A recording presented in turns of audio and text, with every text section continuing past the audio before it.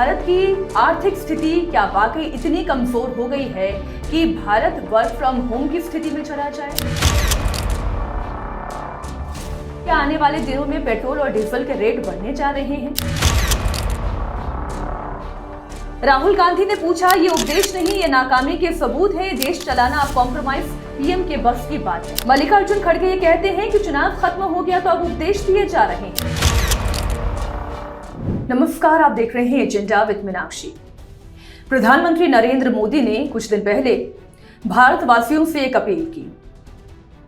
उन्होंने भारतवासियों से अपील की कि 1 साल तक सोना ना खरीदें, चांदी ना खरीदें, पेट्रोल और डीजल की खपत पर थोड़ा अंकुश लगाएं, अगर हो सके तो वर्क फ्रॉम होम करें, हो सके तो पब्लिक ट्रांसपोर्ट का ज्यादा इस्तेमाल करें, हो सके तो खाने के तेल का इस्तेमाल कम कर दें। इस अपील के बाद चौतरफा सवाल उठने लगा कि क्या भारत की आर्थिक स्थिति क्या वाकई इतनी कमजोर हो गई है कि भारत वर्क फ्रॉम होम की स्थिति में चला जाए? क्या पेट्रोल और डीजल की खपत को कम करने के लिए ऑनलाइन वर्क फ्रॉम होम या फिर यूं कहें कि पब्लिक ट्रांसपोर्ट का इस्तेमाल करना पड़ेगा? क्या आने वाले दिनों में पेट्रोल और डीजल के रेट बढ़ने जा रहे हैं? क्या भारत आर्थिक रूप से कमजोर हो गया है? क्या ईरान, इजराइल, अमेरिका के बीच में चल रहा ये युद्ध वाकई हमारे दरवाजे पर पहुंच चुका है और महंगाई और बढ़ने की संभावना दिखाई दे रही है? और सवाल ये भी जो विपक्ष की तरफ से उठाया जा रहा है कि आखिरकार प्रधानमंत्री नरेंद्र मोदी राष्ट्रभक्ति का कौन सा नया अर्थशास्त्र सिखा रहे हैं? एक नहीं, 2 नहीं, 3 नहीं, जितने विपक्षी दल हैं, हर विपक्षी दल की तरफ से सवाल पूछा गया। राहुल गांधी ने पूछा, ये उपदेश नहीं, ये नाकामी के सबूत है, देश चलाना अब कॉम्प्रोमाइज्ड पीएम के बस की बात नहीं है। अखिलेश यादव ने कहा कि बीजेपी खुद संकट में है और नाकामी छिपाने के लिए प्रधानमंत्री ये अपील कर रहे हैं। अरविंद केजरीवाल ने कहा कि कुर्बानी की शुरुआत खुद से करें पीएम। बड़े बड़े काफिलों के साथ आखिरकार प्रधानमंत्री नरेंद्र मोदी क्यों घूम रहे हैं? असदुद्दीन ओवैसी ने कहा कि मोदी डॉलर बचाकर ट्रंप को देना चाहते हैं, आरबीआई को धड़ाधड़ सोना खरीद रहा है। मल्लिकार्जुन खड़गे ये कहते हैं कि चुनाव खत्म हो गया तो अब उपदेश दिए जा रहे हैं। जब 5 राज्यों के चुनाव चल रहे थे तब ये फैसला क्यों नहीं लिया गया और चुनाव खत्म होने के बाद ये उपदेश दिया जा रहा है? चुनावी प्रचार में तो पीएम सब कहते रहे कि चंगा है। इतना ही तेजस्वी यादव ने कहा कि प्रधानमंत्री के सच और झूठ का वक्त हिसाब कर रहा है, कब तक देशवासियों को गुमराह करते रहेंगे। तो तमाम विरोधी दल इस वक्त प्रधानमंत्री नरेंद्र मोदी की देशभक्ति पर, उनके राष्ट्रवाद पर और उनकी शासन क्षमता पर सवाल उठा रहे हैं। पर सवाल यह है कि क्या वाकई में यह देश में पहली बार हो रहा है? क्या इससे पहले कांग्रेस की सरकार को कभी ऐसा नहीं करना पड़ा? क्या ग्लोबल इकोनॉमी का असर कभी भारतीय इकोनॉमी पर नहीं पड़ा? क्या भारत का विदेशी मुद्रा भंडार कभी नीचे नहीं गया? और सवाल यह भी कि क्या प्रधानमंत्री नरेंद्र मोदी की इस अपील से भारत की आर्थिक स्थिति सुधर जाएगी? तो इन तमाम सवालों का जवाब मैं आपके सामने रखने जा रही हूं। तो पहला सवाल यह कि प्रधानमंत्री नरेंद्र मोदी ने जो फैसला लिया, क्या यह देश में पहली बार हो रहा है? नहीं। भारत के पहले प्रधानमंत्री जवाहरलाल नेहरू ने भी इसी तरह का फैसला लिया था। इतिहास की गवाही देता है कि भारत और चीन के युद्ध के दौरान सन 1962 में तत्कालीन प्रधानमंत्री जवाहरलाल नेहरू ने देशवासियों से अपील की थी कि वो सोना दान करें। और देशवासियों का जिगरा आप देखें कि बड़ी संख्या में भारतीयों ने खुद अपनी जमा पूंजी का सोना भारतीय सेना के लिए, भारत की जनता के लिए, उनकी सुरक्षा के लिए और सरकार की ताकत बढ़े, इसके लिए हंसते हंसते भारतीयों ने अपना सोना दान किया। 1962 से 1968 के बीच सोने के स्वामित्व और व्यापार पर भी कई तरह की पाबंदियां लगाई गई। 1963 में तो 14 कैरेट से अधिक के आभूषण को बनाना ही अपराध की श्रेणी में डाल दिया गया था। सोचिए सर, 14 कैरेट से अधिक के आभूषण को आपराधिक कैटेगरी में डाल दिया गया था। ये जवाहरलाल नेहरू की सरकार के दौरान साल 1962 में भारत और चीन के युद्ध की परिस्थितियों के दौरान भारत सरकार ने देशवासियों से अपील की थी। अब थोड़ा सा और आगे बढ़ते हैं कि इंदिरा गांधी ने क्या कहा था। 1966 में तत्कालीन प्रधानमंत्री इंदिरा गांधी ने संसद में कहा, कोट अनकोट, भारत की विदेशी मुद्रा पर सोने की खरीद का बड़ा बोझ है और लोगों को अपनी आदतें बदलनी होगी। बाद में रेडियो प्रसारण में उन्होंने सोने की बढ़ती हुई खपत को एक सामाजिक समस्या बताया था।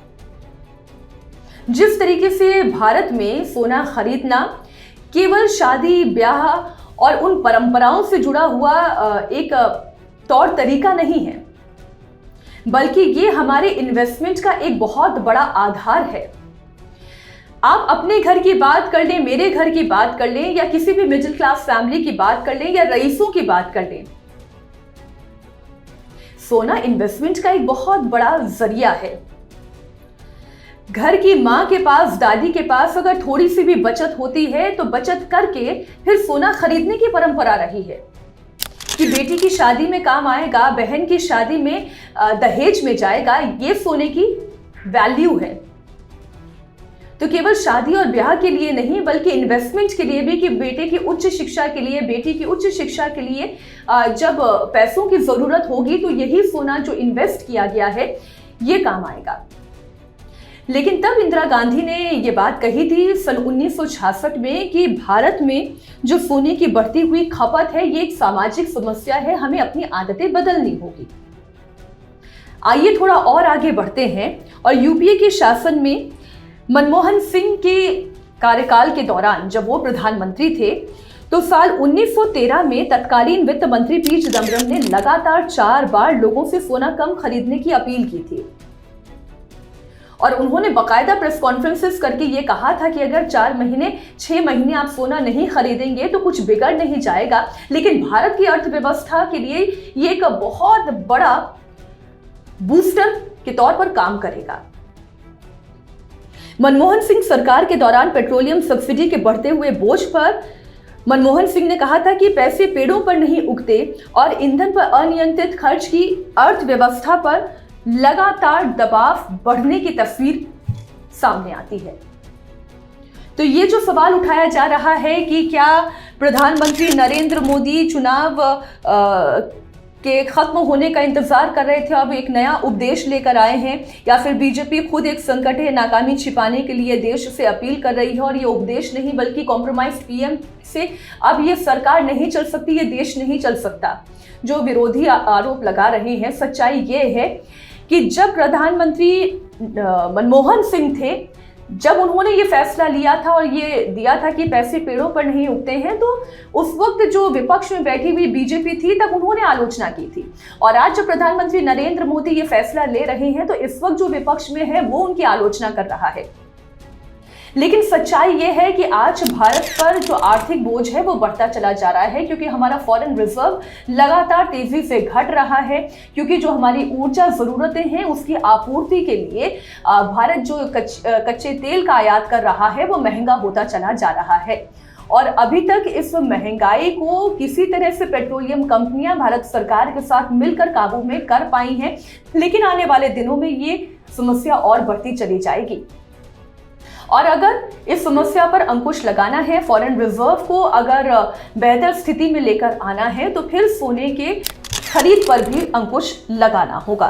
कुछ बातें हैं जो आपके लिए जाननी जरूरी हैं।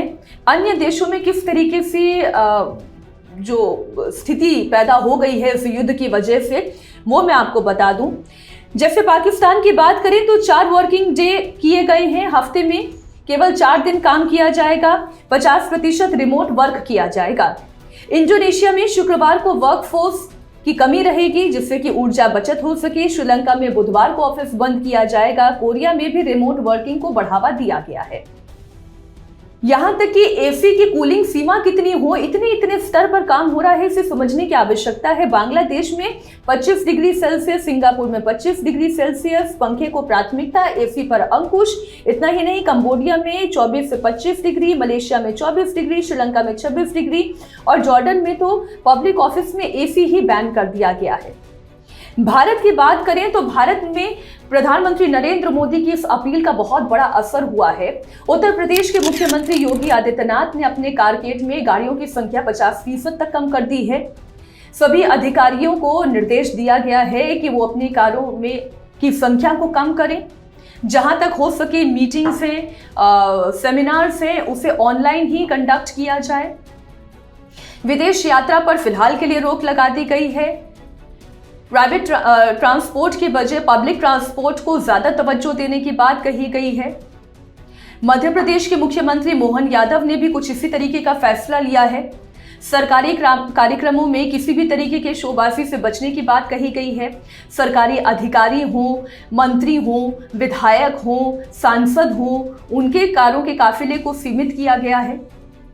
गुजरात के मुख्यमंत्री भूपेंद्र पटेल ने तो अपनी कारकेज की सीमा को इतना घटा दिया, मात्र 3 गाड़ियां उनकी कारकेज में दिखाई दे रही थी।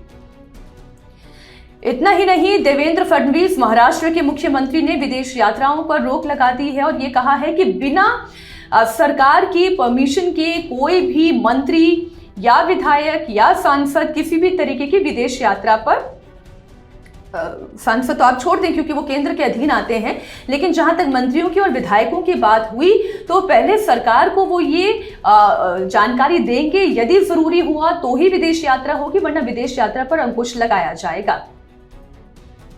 दिल्ली की बात करें तो मुख्यमंत्री रेखा गुप्ता ने भी कुछ इसी तरीके का फैसला लिया है। दिल्ली सरकार में कानून मंत्री कपिल मिश्रा तो बाकायदा मेट्रो से ट्रैवल करते हुए दिखाई दिए।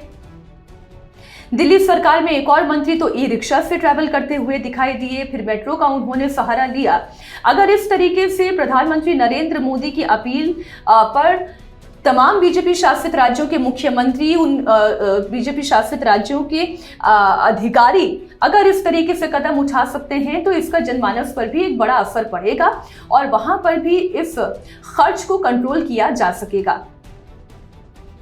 प्रधानमंत्री की कारकेड को भी 50% तक कम कर दिया गया है, लेकिन जो एसपीजी सुरक्षा मुहैया कराती है, जो ब्लू बुक के आधार पर होती है, उससे कोई कॉम्प्रोमाइज नहीं किया गया है। तो इतना तो तय है कि परेशानी बड़ी है, आर्थिक संकट सामने खड़ा है, फॉरेन रिजर्व कम होता चला जा रहा है। भारत जितना कम सोना खरीदेगा उतना भारत की अर्थव्यवस्था बेहतर होती चली जाएगी। जितनी हमारी ऊर्जा खपत पर नियंत्रण होगा उतनी भारत की आर्थिक स्थिति बेहतर होगी। लेकिन देखना यह है कि क्या इस अपील का असर समूचे भारतवासियों पर पड़ता है या नहीं। इससे जुड़ी हुई कुछ और डिटेल्स लगातार हम अपने अगले चरण में आपके सामने रखेंगे। आज एजेंडा विद मीनाक्षी में बस इतना ही। बहुत शुक्रिया।